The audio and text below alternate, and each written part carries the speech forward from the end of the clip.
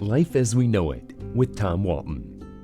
By now, consumed as we all are by the devastation wrought by the coronavirus, the presidential campaign of former New York City Mayor Michael Bloomberg has become nothing more than a piece of political trivia for future generations to ponder. Late to launch and quick to crash, the Bloomberg campaign won exactly one primary election and piled up just 5 delegates to the Democratic National Convention this summer. I found it fascinating that the primary Mr. Bloomberg won was not one of our 50 states, but one of our most distant and obscure territories, American Samoa. The island is located in the middle of the Pacific Ocean, somewhere between Hawaii and New Zealand. It's roughly the land size of Washington, D.C., and it's home to about 55,000 people. The residents of American Samoa are U.S. nationals, but they are not allowed to vote in a presidential election, though they can choose convention delegates in primaries run by political parties. Mr. Bloomberg can rightly claim that he won American Samoa in a landslide.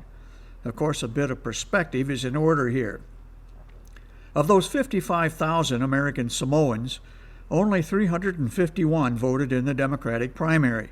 Mr. Bloomberg got half of them, 175. Just a bit short of a mandate, wouldn't you say? By the time the mayor's campaign got to that Super Tuesday in Pago Pago last month, he had spent more than $500 million of his own money. In addition to the 5 delegates, the win in American Samoa netted him undeniable bragging rights over one of his competitors. Congresswoman Tulsi Gabbard from Hawaii was also on the ballot in American Samoa and came in a distant second to Mr. Bloomberg. Adding to her embarrassment is her birth certificate. Ms. Gabbard is a native of American Samoa. Ouch! That's gotta hurt. In her defense, she did not launch her American Samoa campaign until 3 days before Super Tuesday. Her people printed T-shirts, but all she got was a lousy 103 votes. Yes, American Samoa is only 52 square miles and easily covered in a weekend by a staffer or two, but Ms. Gabbard's belated attention to the island of her birth evidently didn't sit well with the natives. But you want to know the real reason the former mayor of one of the world's greatest cities won the hearts of 175 Democrats on one of the world's smallest islands? He dispatched 7 full-time staff members to American Samoa to hit the beaches, spread the gospel, and secure a win. Mr. Bloomberg himself never made it to the island, but obviously his 7 staffers made quite an impression. It would have been fun to eavesdrop on that Bloomberg strategy session the day that campaign assignments were handed out. Smith, I want you and your group to grab your bathing suits and handle American Samoa for me. Jones, you and your group, well, you guys head to Michigan.